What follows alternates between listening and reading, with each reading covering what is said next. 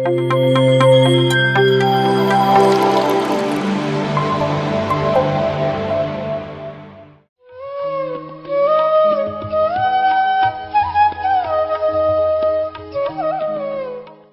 PMC ವಾಹಿನಿಯ ವೀಕ್ಷಕರಿಗೆ ಹೃದಯಪೂರ್ವಕವಾದಂತಹ ಪ್ರಣಾಮಗಳನ್ನು ಸಮರ್ಪಿಸುತ್ತಾ, ಹಾಗೆ ನಮ್ಮೆಲ್ಲರ ಗುರುಗಳಾಗಿರ್ತಕ್ಕಂಥ ಬ್ರಹ್ಮಶ್ರೀ ಸುಭಾಷ್ ಪತ್ರಿಜಿಯವರಿಗೆ ಹೃದಯಪೂರ್ವಕವಾದಂತಹ ಪ್ರಣಾಮಗಳನ್ನು ಸಮರ್ಪಿಸುತ್ತಾ, ಹಾಗೆ ನಮ್ಮ ಗುರುಮಾತೆಯಾಗಿರುವಂತಹ ಸ್ವರ್ಣಮಾಲಾ ಪತ್ರಿಜಿ ಮೇಡಮ್ನವರಿಗೂ ಕೂಡ ಹೃದಯಪೂರ್ವಕವಾದಂತಹ ಪ್ರಣಾಮಗಳನ್ನು ಸಮರ್ಪಿಸುತ್ತಾ, ಈ ಒಂದು ಸ್ವಾಧ್ಯಾಯ ಯೋಗ ಕಾರ್ಯಕ್ರಮದ ಅಡಿಯಲ್ಲಿ ಬಸವೇಶ್ವರರು ಹೇಳಿರುವಂತಹ ಅದ್ಭುತವಾದಂತಹ ವಚನಗಳ ಮುಖಾಂತರವಾಗಿ ಆಧ್ಯಾತ್ಮಿಕ ಜ್ಞಾನವನ್ನು, ಆ ಒಂದು ಧರ್ಮವನ್ನು, ಸತ್ಯವನ್ನು ನಾವೆಲ್ಲರೂ ಕಳೆದ ಸಂಚಿಕೆಯಿಂದಲೂ ತಿಳಿದುಕೊಳ್ಳುತ್ತಾ ಬಂದಿದ್ದೇವೆ ಮೈ ಡಿಯರ್ ಫ್ರೆಂಡ್ಸ್. ಈ ಒಂದು ಕಾರ್ಯಕ್ರಮದ ಕೇಂದ್ರ ಬಿಂದು ಆಗಿರ್ತಕ್ಕಂಥ ಜಗಜ್ಯೋತಿ ಬಸವೇಶ್ವರರಿಗೂ ಸಹ ನಾವು ಹೃದಯಪೂರ್ವಕವಾದಂತಹ ಆತ್ಮ ಪ್ರಣಾಮಗಳನ್ನು ಸಮರ್ಪಿಸುತ್ತಾ, ಇಂದಿನ ಒಂದು ಸಂಚಿಕೆಯಲ್ಲಿ ಅವರು ಹೇಳಿರುವಂತಹ ಅದ್ಭುತವಾದಂತಹ ವಚನದ ಮುಖಾಂತರವಾಗಿ ನಾವು ಆ ಒಂದು ಧರ್ಮವನ್ನು, ಸತ್ಯವನ್ನು ಮತ್ತು ಅದರ ಒಂದು ಅಂತರಾರ್ಥವನ್ನು ಅವರು ಹೇಳಿರ್ತಕ್ಕಂಥ ವಚನದ ಮುಖಾಂತರವಾಗಿ ನಾವು ತಿಳಿದುಕೊಳ್ಳೋಣ ಮೈ ಡಿಯರ್ ಫ್ರೆಂಡ್ಸ್. ಆ ಒಂದು 12ನೇ ಶತಮಾನದಲ್ಲಿ ಬಸವೇಶ್ವರರು ಆರಂಭಿಸಿದಂತಹ ಆ ಒಂದು ಶರಣರ ಒಂದು ಆಂದೋಲನವನ್ನು ಅಲ್ಲಿರುವಂತಹ ಜನರು ಎಷ್ಟೋ ಒಂದು ಮೂಢನಂಬಿಕೆಗಳಿಂದ ಅಂಧ ಭಕ್ತರಾಗಿ ಮತ್ತು ಎಷ್ಟೋ ಮೌಢ್ಯಗಳಿಂದ ಕೂಡಿರ್ತಕ್ಕಂಥವರು ಆಗಿರ್ತಾರೆ. ಅಂಥವರನ್ನು ಕಂಡಂತಹ ಬಸವೇಶ್ವರರು ಅವರನ್ನು ಜ್ಞಾನವಂತರನ್ನಾಗಿ ಮಾಡಲು ಮತ್ತು ಅವರ ಒಂದು ಅಜ್ಞಾನವನ್ನು ತೊಲಗಿಸಲು ಎಷ್ಟೋ ಪ್ರಯತ್ನವನ್ನು ಮಾಡಿದರು ಮೈ ಡಿಯರ್ ಫ್ರೆಂಡ್ಸ್. ಆ ಒಂದು ಪ್ರಯತ್ನದಲ್ಲಿ ಮೂಢನಂಬಿಕೆಗಳ ಮೇಲೆಯೂ ಸಹ ಅವರ ಒಂದು ವಚನಗಳ ಮುಖಾಂತರವಾಗಿ ಬೆಳಕನ್ನು ಚೆಲ್ಲುವಂತಹ ಪ್ರಯತ್ನವನ್ನು 12ನೇ ಶತಮಾನದಲ್ಲಿ ಬಸವೇಶ್ವರರು ಮಾಡಿದ್ದಾರೆ ಮೈ ಡಿಯರ್ ಫ್ರೆಂಡ್ಸ್. ಆದರೆ ನಮ್ಮ ಒಂದು ಹಿಂದೂ ಧರ್ಮದಲ್ಲಿ ಕೆಲವೊಂದು ಮೂಢ ನಂಬಿಕೆಗಳಿವೆ, ಮೌಢ್ಯಗಳಿವೆ, ಆ ಒಂದು ಕುರುಡು ಪದ್ಧತಿಗಳಿವೆ. ಅವುಗಳನ್ನು ತೊಲಗಿಸಲು, ಅವುಗಳನ್ನು ಅಳಿಸಿ ಹಾಕಲು, ಅವುಗಳನ್ನು ನಿರ್ನಾಮ ಮಾಡಲು ಎಷ್ಟೋ ಮಹಾನುಭಾವರು ಅವರದೇ ಆದಂತಹ ಸತ್ಯ ಮಾರ್ಗವನ್ನು ತೋರಿಸಿದ್ದಾರೆ. ಅದರಂತೆಯೇ ಬಸವೇಶ್ವರರು ಸಹ ಆ ಒಂದು ಮೌಢ್ಯವನ್ನು, ಆ ಒಂದು ಅಂಧಕಾರವನ್ನು ತೊಲಗಿಸಲು ಪ್ರಯತ್ನವನ್ನು ಆ ಒಂದು ಕಾಲಮಾನದಲ್ಲಿ, ಆ ಒಂದು ಸಮಯದಲ್ಲಿ, ಆ ಒಂದು ಸಮಾಜದಲ್ಲಿರುವಂತಹ ಆ ಒಂದು ಮೌಢ್ಯತೆಯನ್ನು ತೊಲಗಿಸಲು ಅವರ ಒಂದು ವಚನದ ಮೂಲಕ ಪ್ರಯತ್ನವನ್ನು ಮಾಡಿದ್ದಾರೆ ಮೈ ಡಿಯರ್ ಫ್ರೆಂಡ್ಸ್. ಅವರು ಹೇಳ್ತಾರೆ ಮೈ ಡಿಯರ್ ಫ್ರೆಂಡ್ಸ್, ಕಲ್ಲ ನಾಗರ ಕಂಡರೆ ಹಾಲು ನೆರೆಯಂಬರಯ್ಯ, ನಿಜ ನಾಗರ ಕಂಡರೆ ಕೊಲ್ಲೆಂಬರಯ್ಯ, ಉಂಬ ಜಂಗಮ ಬಂದರೆ ನಡೆಯಂಬರಯ್ಯ, ಉಣ್ಣದ ಲಿಂಗಕ್ಕೆ ಬೋನ ಹಿಡುವರೆಂಬರಯ್ಯ, ನಮ್ಮ ಕೂಡಲ ಸಂಗನ ಶರಣರ ಕಂಡು ಉದಾಸೀನ ಮಾಡಿದರೆ ಕಲ್ಲು ತಾಗಿದ ಮಿಟ್ಟೆಂತಪ್ಪರಯ್ಯ. ಅಂದಿನ ಒಂದು ಸಮಾಜದಲ್ಲಿ ಮೂರ್ತಿ ಪೂಜೆ ವಿಸ್ತೃತವಾಗಿರ್ತಕ್ಕಂಥದ್ದು ಮೈ ಡಿಯರ್ ಫ್ರೆಂಡ್ಸ್. ಆ ಒಂದು ಮೂಢನಂಬಿಕೆಯ ಮೇಲೆ ಬೆಳಕನ್ನು ಚೆಲ್ಲುವಂತಹ ಆ ಒಂದು ಬಸವೇಶ್ವರರ ಸಂದೇಶವನ್ನು ನೀಡ್ತಾರೆ. ಕಲ್ಲು ನಾಗರ ಕಂಡರೆ ಹಾಲ ನೆರೆಂಬರಯ್ಯ ಅಂದರೆ ನಾಗರ ಅಮಾವಾಸ್ಯೆ ಎನ್ನುವಂತಹ ಒಂದು ಹಬ್ಬ ಬರುತ್ತೆ ನಮ್ಮ ಹಿಂದೂ ಸಂಸ್ಕೃತಿಯಲ್ಲಿ. ಅಂತಹ ಸಂದರ್ಭದಲ್ಲಿ ಎಲ್ಲರೂ ಆ ಒಂದು ನಾಗರ ಚೌತಿ ಎಂದು ಆ ಒಂದು ಮೂರ್ತಿಗೆ, ನಾಗರ ಹಾವಿನ ಒಂದು ಮೂರ್ತಿಗೆ ಹೋಗಿ ನಾವು ಹಾಲನ್ನು ಹಾಕ್ತೀವಿ. ಕಲ್ಲ ನಾಗರ ಕಂಡರೆ ಹಾಲ ನೆರೆಯಂಬರಯ್ಯ, ಹಾಲನ್ನು ಹಾಕುರಿ ಅಂತ ಹೇಳ್ತಾರೆ. ಅದೇ ದಿಟದ ನಾಗರ ಕಂಡರೆ ಕೊಲ್ಲೆಂಬರಯ್ಯ, ಅದೇ ನಿಜವಾದಂತಹ ನಾಗರ ಹಾವು ಕಂಡರೆ ಅದನ್ನು ಕೊಲ್ಲು ಎನ್ನುವಂತಹ ಮಾತುಗಳನ್ನು ಜನರು ಹೇಳ್ತಾರೆ. ನೋಡಿ ಎಷ್ಟು ಒಂದು ಮೌಢ್ಯತೆಯಿಂದ ಆ ಒಂದು ಸಮಾಜದಲ್ಲಿ ಜನರು ಇದ್ದರು ಎನ್ನುವಂಥದ್ದನ್ನು ನಾವು ಗಮನಿಸಬಹುದು. ಆ ಒಂದು 12ನೇ ಶತಮಾನದಲ್ಲಿ ಒಂದೇ ಅಲ್ಲ, ಇಂದಿಗೂ ಸಹ ಆ ಒಂದು ಮೌಢ್ಯತೆಯಲ್ಲಿ ನಾವು ಜೀವಿಸ್ತಾ ಇದ್ದೇವೆ ಮೈ ಡಿಯರ್ ಫ್ರೆಂಡ್ಸ್. ಕಲ್ಲು ನಾಗರ ಕಂಡ್ರೆ ಆ ಕಲ್ಲುಗಳಿಗೆ ಮೂರ್ತಿಯನ್ನು ನಾವು ಕಂಡ್ರೆ ಅಲ್ಲಿರ್ತಕ್ಕಂಥ ಆ ನಾಗರ ಹಾವಿಗೆ ನಾವು ಹಾಲನ್ನು ಎರೆಯುವುದರ ಮುಖಾಂತರವಾಗಿ ನಮ್ಮ ಭಕ್ತಿಯನ್ನು, ನಮ್ಮ ಮೂಢ ಭಕ್ತಿಯನ್ನು, ಅಂಧಭಕ್ತಿಯನ್ನು ನಾವು ತೋರಿಸ್ತೇವೆ. ಆದರೆ ನಿಜವಾದಂತಹ ನಾಗರಹಾವು, ದಿಟ ನಾಗರ ಕಂಡರೆ ಕೊಲ್ಲೆಂಬರಯ್ಯ. ನಿಜವಾದಂತಹ ನಾಗರಹಾವು ಅದು ಅಪ್ಪಿತಪ್ಪಿ ಆ ಒಂದು ಕಾಡಿನಿಂದ ಆ ಊರೊಳಗೆ ಬಂದಿರುತ್ತೆ. ಅದನ್ನು ನೋಡಿದ ತಕ್ಷಣ ಭಯಭೀತರಾಗಿರ್ತಕ್ಕಂಥ ಜನರು ಅದನ್ನು ಕೊಲ್ಲೆಂಬರಯ್ಯ, ಅದನ್ನು ಕೊಂದು ಹಾಕ್ರಿ ಅನ್ನುವಂತಹ ಮಾತನ್ನು ಹೇಳ್ತಾರೆ. ನಾವು ಆ ಒಂದು ಜೀವಿಯನ್ನು ಕೊಲ್ಲುವಂತಹ ಹಕ್ಕು ನಮಗಿಲ್ಲ. ಅದನ್ನು ಸಂರಕ್ಷಣೆ ಮಾಡಬೇಕೇ ಆಗಲಿ, ಅದನ್ನು ಕೊಲ್ಲುವಂತಹ ಸಾಹಸಕ್ಕೆ ನಾವು ಹೋಗಬಾರ್ದು. ಯಾಕಂದರೆ ನಮ್ಮಂತೆಯೇ ಆ ಒಂದು ನಾಗರ ಹಾವಿಗೆ ಜೀವ ಇದೆ, ನಮ್ಮಂತೆಯೇ ಆ ಒಂದು ನಾಗರ ಹಾವಿಗೆ ಕುಟುಂಬ ಇದೆ, ನಮ್ಮಂತೆಯೇ ಆ ಒಂದು ನಾಗರ ಹಾವಿಗೆ ಆ ಒಂದು ಸಮಾಜ ಇದೆ ಮೈ ಡಿಯರ್ ಫ್ರೆಂಡ್ಸ್. ಏನೋ ದಾರಿ ತಪ್ಪಿ ಅದು ಆ ಕಾಡಿನಿಂದ ಊರಿನೊಳಗೆ ಬಂದಾಗ ಅದನ್ನು ಹಿಡಿದು ಮತ್ತೆ ಅದನ್ನು ಕಾಡಿಗೆ ಬಿಡಬೇಕಾಗಲಿ, ಅದನ್ನು ಕೊಲ್ಲುವಂತಹ ಸಾಹಸವನ್ನು ನಾವು ಮಾಡಬಾರ್ದು. ಆದರೆ ಮೂಢ ಭಕ್ತರು, ಆ ಒಂದು ಮೂಢ ಭಕ್ತಿ ನಂಬಿಕೆಯಲ್ಲಿರ್ತಕ್ಕಂಥ ಆ ಮೌಢ್ಯತೆಯಲ್ಲಿ ಇರ್ತಕ್ಕಂಥ ಜನರು ಈ ರೀತಿ ಮಾತಾಡ್ತಾರೆ. ಕಲ್ಲ ನಾಗರ ಕಂಡರೆ ಹಾಲು ನೆರೆಯಂಬರಯ್ಯ, ದಿಟದ ನಾಗರ ಕಂಡರೆ ಕೊಲ್ಲೆಂಬರಯ್ಯ.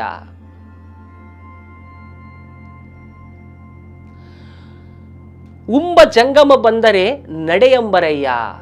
ಮತ್ತೊಂದು ಸಾಲಿನಲ್ಲಿ ಆ ಒಂದು ಮೌಢ್ಯತೆಯನ್ನು ಬಸವೇಶ್ವರರು ಹೇಳ್ತಾರೆ. ಉಂಬ ಜಂಗಮ ಬಂದರೆ ನಡೆಯಂಬರಯ್ಯ ಅಂದರೆ ಸಾಕ್ಷಾತ್ತು ಆ ಒಂದು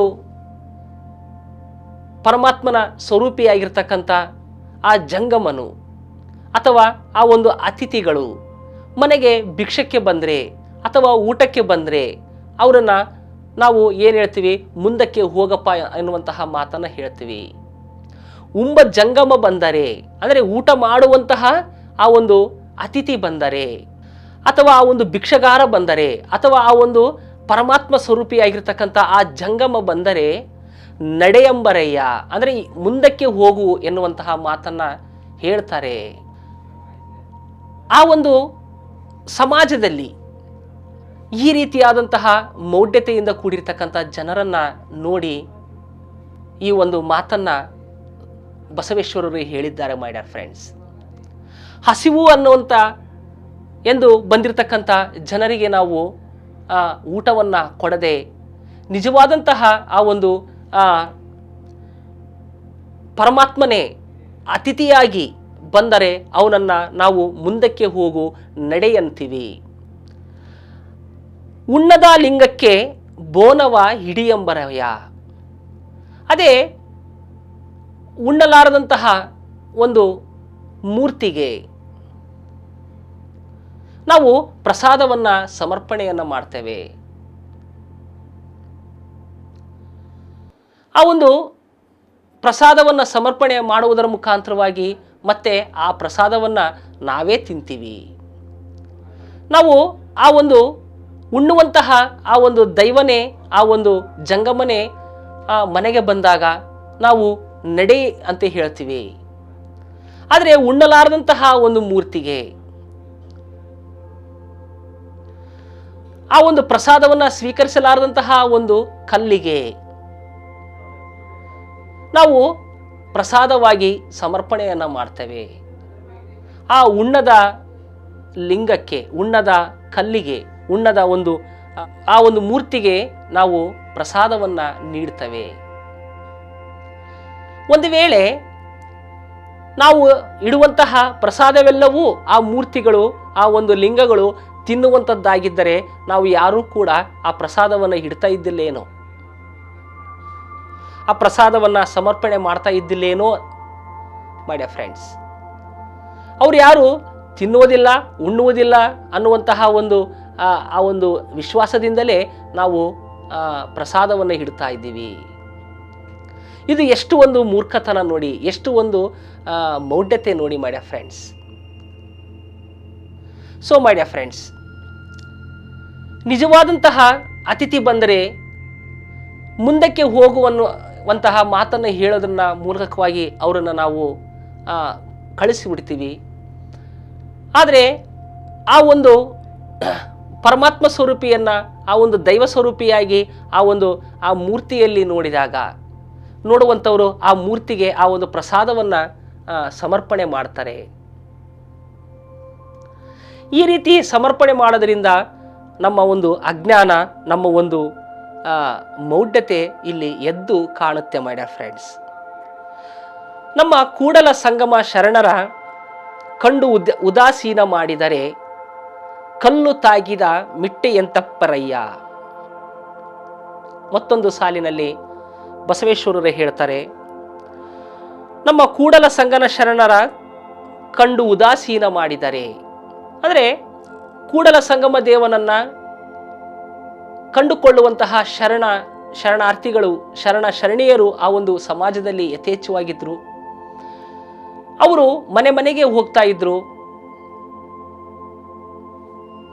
ಆ ಒಂದು ದಾನವನ್ನ ಕೇಳುವುದರ ಮುಖಾಂತರವಾಗಿ ಅಥವಾ ಅತಿಥಿಗಳಾಗಿ ಹೋಗುವುದರ ಮುಖಾಂತರವಾಗಿ ಪುಣ್ಯವನ್ನ ಅವರಿಗೆ ಕೊಡ್ತಾ ಇದ್ರು. ನಮ್ಮ ಕೂಡಲ ಸಂಗನ ಶರಣರ ಕಂಡು ಉದಾಸೀನ ಮಾಡಿದರೆ, ಕೂಡಲ ಸಂಗಮ ದೇವನು ಹೇಳ್ತಕ್ಕಂಥ ಈ ಒಂದು ಮಾತುಗಳನ್ನ ನಾವು ಕೇಳದೆ ಹೋದ್ರೆ, ನಿರ್ಲಕ್ಷಣೆ ಮಾಡಿದ್ರೆ, ಕಲ್ಲು ತಾಕಿದ ಮಿಟ್ಟೆಯಂತಪ್ಪರಯ್ಯ. ಅಂದರೆ ಯಾವಾಗಾದರೆ ನಮಗೆ ಈ ಸತ್ಯದ ಅರಿವು ಉಂಟಾಗುತ್ತೋ ಅವಾಗ ಕಲ್ಲು ಮೀಟಿದಂತೆ ನಮಗೆ ಆ ಒಂದು ಸತ್ಯ ನಮಗೆ ಅರಿವಾಗುತ್ತೆ. ಅಂದರೆ ಮೈ ಡಿಯರ್ ಫ್ರೆಂಡ್ಸ್, ನಾವು ನಡೆದಾಡ್ತಾ ಇರ್ತೀವಿ. ಆ ನಡ್ಕೊಂಡು ಹೋಗ್ಬೇಕಾದ್ರೆ ಯಾವುದಾದ್ರೂ ಒಂದು ಕಲ್ಲಿಗೆ ನಾವು ಎಡವಿದಾಗ ನಮಗೆ ಆ ನೋವಾಗುತ್ತೆ. ಆ ನೋವಾದಾಗ ಆ ನೋವಿನ ಒಂದು ಪ್ರಮಾಣ ಏನನ್ನೋದು ನಮಗೆ ಗೊತ್ತಾಗುತ್ತೆ. ಅದೇ ರೀತಿ ನಿಮಗೆ ಸತ್ಯವನ್ನು ತಿಳಿದಾಗ, ಆ ಜ್ಞಾನ ಬಂದಾಗ ನಿಮಗೆ ಆ ಒಂದು ಕಲ್ಲು ಮೀಟಿದಂತೆ ಆಗುತ್ತೆ ಎನ್ನುವಂತಹ ವಿಚಾರವನ್ನು ಬಸವೇಶ್ವರರು ಈ ಒಂದು ವಚನದ ಮೂಲಕ ಹೇಳಿದ್ದಾರೆ ಮೈ dear friends. So my dear friends, ನಾವೆಲ್ಲರೂ ಈ ಒಂದು ಹಾದಿಯಲ್ಲಿಯೇ ನಾವು ಹೋಗ್ತಾ ಇದ್ದೇವೆ. ಈ ಒಂದು ಮೌಢ್ಯದಲ್ಲಿಯೇ, ಈ ಒಂದು ಅಂಧಕಾರದಲ್ಲಿಯೇ ಅಂದಿನಿಂದಲೂ ಇಂದಿನವರೆಗೂ ಕೂಡ ನಾವು ಈ ಒಂದು ಸಂಪ್ರದಾಯವನ್ನು ಮುಂದುವರಿಸ್ಕೊಂಡು ಬರ್ತಾ ಇದ್ದೇವೆ ಮೈ ಡಿಯರ್ ಫ್ರೆಂಡ್ಸ್. ಈ ಒಂದು 21ನೇ ಶತಮಾನದಲ್ಲೂ ಸಹ ಆ ಒಂದು ಮೌಢ್ಯತೆ ಹೋಗ್ತಾ ಇಲ್ಲ. ಎಷ್ಟೋ ಮಹಾನುಭಾವರು ಹೇಳಿದರೂ ಸಹ ಆ ಒಂದು ಮೌಢ್ಯತೆ ಹೋಗ್ತಾ ಇಲ್ಲ. ಇವತ್ತಿಗೂ ಸಹ ನಾವು ನಾಗರ ಅಮಾವಾಸ್ಯೆಯ ದಿನ ನಾವು ಆ ಒಂದು ನಾಗರ ಹಾವು ಇರುವಂತಹ ಆ ಮೂರ್ತಿಗೆ ಹೋಗಿ ಹಾಲನ್ನು ಹಾಕ್ತೀವಿ. ಅದೇ ಹಾಲನ್ನು ಬಡ ಮಕ್ಕಳಿಗೆ ಅಥವಾ ವೃದ್ಧರಿಗೆ ಅಥವಾ ಹಸಿವಿನಿಂದ ಕೂಡಿರ್ತಕ್ಕಂಥ ವ್ಯಕ್ತಿಗಳಿಗೆ ಹೋಗಿ ನಾವು ಆ ಹಾಲನ್ನು ಕೊಟ್ಟರೆ ಆ ಹಾಲಿನಿಂದ ಅವನು ಎಷ್ಟೋ ತೃಪ್ತಿಯನ್ನು, ಆ ಒಂದು ದಿನದ ಜೀವನವನ್ನು ಅವನು ಸಾಗಿಸ್ತಾನೆ. ಅದನ್ನು ಬಿಟ್ಟು ನಾವು ಆ ಹಾಲನ್ನು ಕುಡಿಲಾರದಂತಹ ಆ ಒಂದು ಮೂರ್ತಿಗೆ ಹೋಗಿ ನಾವು ಹಾಲನ್ನು ಹಾಕ್ತೀವಿ. ಅದೇ ನಿಜವಾದಂತಹ ನಾಗರ ಹಾವು ಕಂಡರೆ ಅದು ನಮ್ಮನ್ನು ಕಚ್ಚುತ್ತೆ, ಅದು ನಮ್ಮ ಪ್ರಾಣಕ್ಕೆ ಹಾನಿ ಮಾಡುತ್ತೆ ಎನ್ನುವಂತಹ ಭಯದಿಂದ ನಾವು ಆ ಒಂದು ಹಾವನ್ನು ಕೊಲ್ಲಬೇಕು ಎನ್ನುವಂತಹ ಆ ಒಂದು ಸಾಹಸವನ್ನು ಕೂಡ ಮಾಡ್ತೇವೆ. ಆ ರೀತಿ ಮಾಡಬಾರ್ದು ಮೈ ಡಿಯರ್ ಫ್ರೆಂಡ್ಸ್. ಅವುಗಳಿಗೂ ಸಹ ನಮ್ಮಂತೆ ಜೀವ ಇದೆ, ಅವುಗಳಿಗೂ ಸಹ ನಮ್ಮಂತೆ ಪ್ರಾಣ ಇದೆ. ಆ ಒಂದು ಹಾವುಗಳಿಗೂ ಸಹ ನಮ್ಮಂತೆ ಒಂದು ಕುಟುಂಬ ಇದೆ ಮೈ ಡಿಯರ್ ಫ್ರೆಂಡ್ಸ್.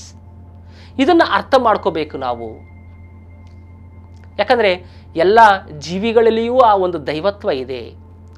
ನಮ್ಮಲ್ಲಿ ಯಾವ ರೀತಿ ಆದರೆ ಆ ಒಂದು ದೈವತ್ವ ಇದೆಯೋ ಆ ಒಂದು ಹಾವಿನಲ್ಲೂ ಸಹ ದೈವತ್ವ ಇದೆ. ಆ ಒಂದು ಪರಮಾತ್ಮ ತತ್ವ ಇದೆ. ಅದನ್ನು ಅರ್ಥ ಮಾಡ್ಕೋಬೇಕಾಗಿದೆ ಮೈ ಡಿಯರ್ ಫ್ರೆಂಡ್ಸ್. ಮತ್ತೆ ಯಾರಾದರೂ ಅತಿಥಿಗಳಿಗೆ ಬಂದರೆ ಅವರಿಗೆ ನಾವು ಭೋಜನವನ್ನು ನೀಡುವುದರ ಮುಖಾಂತರವಾಗಿ ಅವರ ಒಂದು ಹಸಿವನ್ನು ನೀಗಿಸಬೇಕು. ಅವರನ್ನು ನಾವು ದೂರ ಇಡಬಾರ್ದು, ಅವ್ರನ್ನ ನಡಿ ಅಂತ ಹೇಳಬಾರ್ದು, ಮುಂದಕ್ಕೆ ಹೋಗು ಅನ್ನುವಂತಹ ಮಾತನ್ನು ಹೇಳಬಾರ್ದು. ಅವರು ಬರ್ತಾರೆ, ಅವರು ಯಾವುದೋ ಒಂದು ಪರಮಾತ್ಮನ ಒಂದು ರೂಪದಲ್ಲಿ ಬಂದಿರಬಹುದು, ಅಥವಾ ಇನ್ನು ಯಾವ್ಯಾವ ಆಸ್ಟ್ರಲ್ ಮಾಸ್ಟರ್ಸ್ನ ಒಂದು ರೂಪದಲ್ಲಿ ಕೂಡ ಬಂದಿರಬಹುದು. ಯಾರಾದರೆ ನಿಮ್ಮ ಹತ್ತಿರ ಹಸಿವಂತ ಬಂದಾಗ ಅವರಿಗೆ ನಾವು ನಡಿ ಅನ್ನಲಾರದಂಗೆ ಅವರಿಗೆ ಅನ್ನ ದಾನವನ್ನು ನೀಡುವಂತಹ ಆ ಒಂದು ಸಾಹಸ ನಾವು ಮಾಡಬೇಕು. ಅನ್ನ ಕೊಡುವಂತಹ ಸಾಹಸ ಮಾಡಬೇಕು. ಅನ್ನವನ್ನು ನೀಡಬೇಕು. ಅನ್ನವನ್ನು ನೀಡಿ ಅವನಿಗೆ ಶಾರೀರಿಕವಾದಂತಹ ಆ ಒಂದು ಹಸಿವನ್ನು ನೀಗಿಸಿದ ತಕ್ಷಣ ಅವನಿಗೆ ನಾವು ಅದ್ಭುತವಾದಂತಹ ಈ ಒಂದು ಧ್ಯಾನ ವಿದ್ಯೆಯನ್ನು ಹೇಳಿಕೊಟ್ರೆ ಮತ್ತೆ ಅವನು ಯಾವತ್ತೂ ಆ ಅನ್ನವನ್ನು ಭಿಕ್ಷೆ ಬೇಡುವಂತಹ ಸಾಹಸಕ್ಕೆ ಹೋಗೋದಿಲ್ಲ.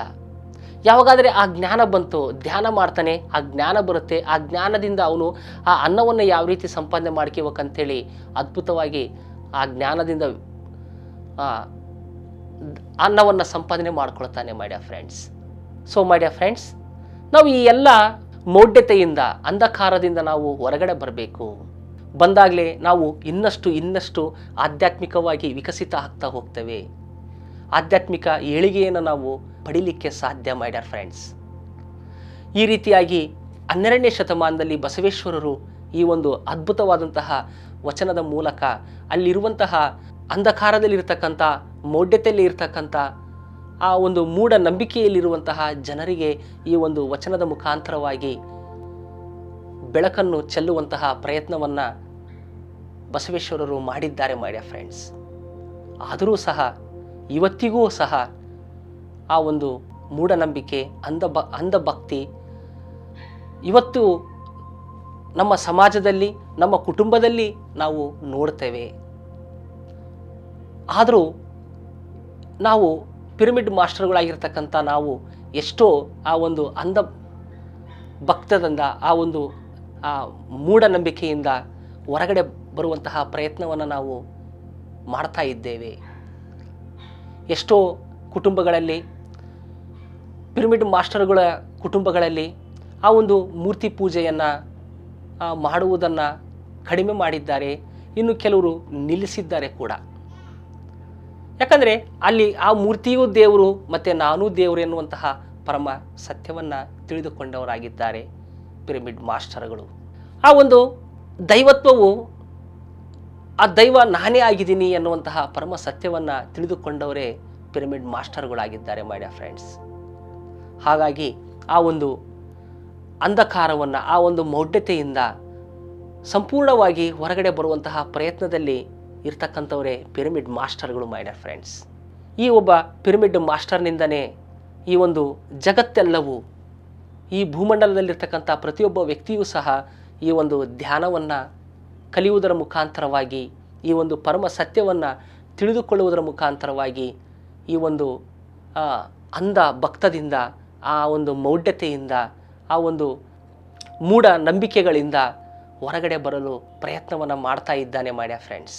ಇಂತಹ ಒಂದು ಅದ್ಭುತವಾದಂತಹ ವಚನವನ್ನು ನಮಗೆ ತಿಳಿಸಿಕೊಟ್ಟಿರ್ತಕ್ಕಂಥ ಆ ಬಸವೇಶ್ವರರಿಗೆ ಮತ್ತೊಮ್ಮೆ ಹೃದಯಪೂರ್ವಕವಾದಂತಹ ಪ್ರಣಾಮಗಳನ್ನು ಸಮರ್ಪಿಸುತ್ತಾ, ಈ ಒಂದು ಅವಕಾಶ ಮಾಡಿಕೊಟ್ಟಿರ್ತಕ್ಕಂಥ PMC ಕನ್ನಡ ವಾಹಿನಿಯವರಿಗೆ ಹೃದಯಪೂರ್ವಕವಾದಂತಹ ಧನ್ಯವಾದಗಳನ್ನು ತಿಳಿಸುತ್ತಾ ಇಂದಿನ ಈ ಒಂದು ಸಂಚಿಕೆಯನ್ನು ಮುಕ್ತಾಯ ಮಾಡೋಣ. Thank you very much master. Thank you.